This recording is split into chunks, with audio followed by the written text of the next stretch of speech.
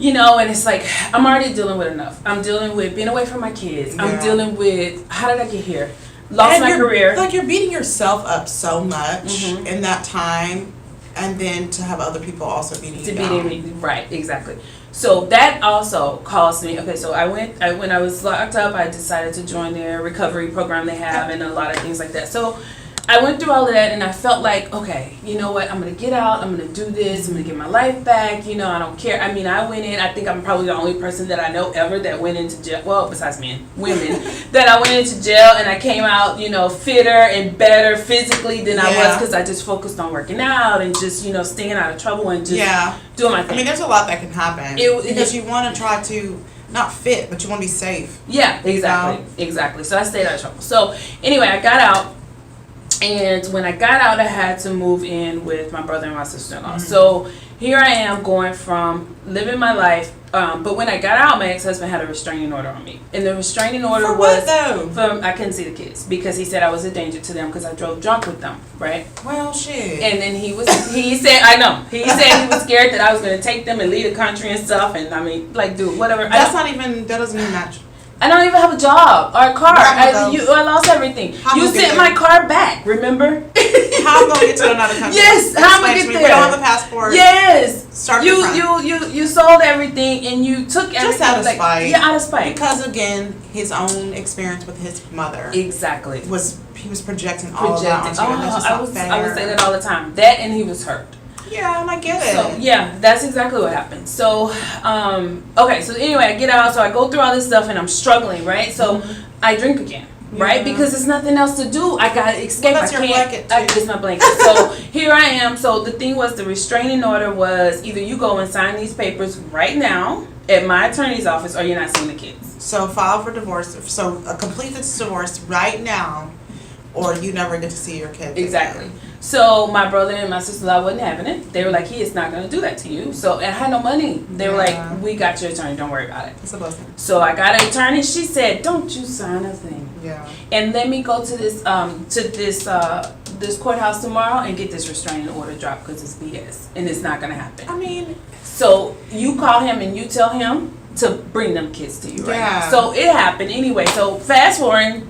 I decided at that point, like, I don't know what to do. I went from having a career to having nothing and to basically waiting on this divorce and praying that I get some money out of it to start my life over. So during that time, it's a struggle. I'm still having a hard time with asking, can I see my kids, and fighting with him. And I forgot to tell you the other part, that when I was in Harris County fighting my case, before I even finished, he moved another woman into our house. So wait. I wasn't even sentenced. Pause. And had the nerve to be mad at you the whole time. But so it's like, were you already? Was this going on? And not even if it was she. Were you already thinking of I'm trying to replace you now? Exactly. So because remind you, I said I was the caregiver. Yeah. I did everything for the kids. He didn't know. He was a good provider. So he brought a nanny. If I could be real for a second. My sister-in-law calls her the nanny, the housekeeper, the babysitter, the chauffeur. They're still together, actually. So this... Well, that's... Of course. She's I would do that, too. Okay, they've been together almost 5 years, and she's still not married. Or anyway. Okay. So, but the one thing that came out of this is that he did not have a relationship with his mom. He was raised by his grandmother. Because I had left, he needed his mom. So all of a sudden, there's their relationship. Now, she treats me like her daughter. So I love the fact that because I had tried for years to get that relationship back because I didn't understand how you could just disown your mom. But, I mean, I see now what he went through and the hurt, but he moved both of them in. Did he ever go to counseling? He still needs to go to counseling, but whatever. We have a better relationship now, but he still needs counseling. So, but he wanted the kids to go to counseling. I'm like, are you going? Yeah, my kids did. So. Like, hello, the reason why you think the kids need counseling is why you need to go to counseling. Exactly. So he moves her in. So I forgot to tell you about that part. So there was a lot of hurt that I was dealing with. So here I am, get out, and I have to go to the house that we purchased together for 10 years, and lived in for 10 years. and pick up my kids and see you and her in my home. Because remember, I was snatched out of life. Yeah. Okay, so all I remember when I was snatched out of life was that was my home, because that's the home that I was last in, and that was my life. Hard to let go. So it was hard to see her there, and it was a lot. It was a lot that I dealt with. So that in turn, losing my career, just trying to figure out what the hell am I going to do from this point, I went back to drinking. Because that was my blanket. That was my comfort. I could escape, you know? And so... Just take the edge off of life a little bit. Exactly. But it just made it worse. I wasn't doing anything. So it got to the point where I was sneaking and drinking from my brother and my sister-in-law. And they're like, well, first of all, where are you getting the money from? Okay. You know, and I had friends. And you know that I would lie to about things, and you know, and whatever. So I need to go up here to do it. Look through off and be right as fact. Yes, exactly.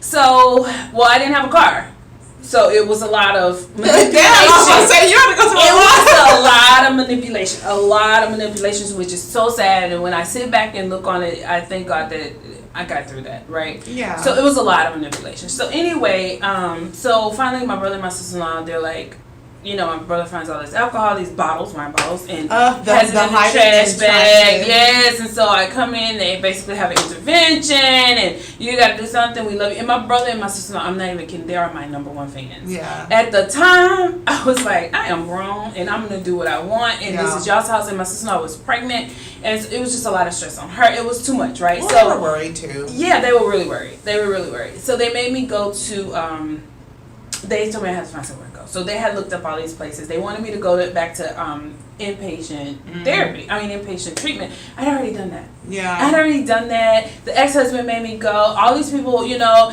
the one time the ex-husband made me go, then the court made me go. So there was all this stuff, the reasons that I did it, not because I wanted to. It was for other people. So I felt like them telling me, I'm only going to do it because you want me to do it, not because I want to. That's where it has to come from. That's where it has to come from. Solid. So I agreed to go to live in a recovery house where you're a little more independent, and my kids could come. My thing was, I'll go somewhere as long as my kids can come and stay the times that I was allowed to have them. I don't want to be in a jail type setting. Exactly. Yeah. So I did that. So my brother was like, you can go, I'll pay for it.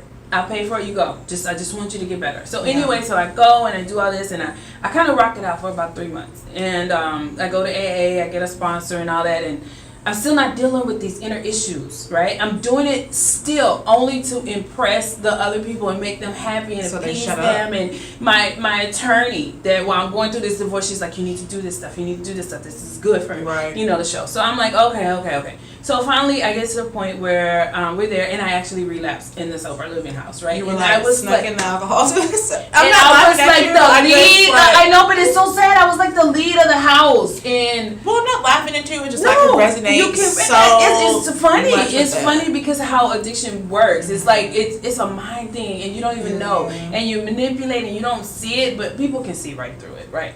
So anyway, so I get kicked out. So before I got kicked out, it was coming, but before I got kicked out, I said, I don't want to live this life anymore. I'm done. I'm tired.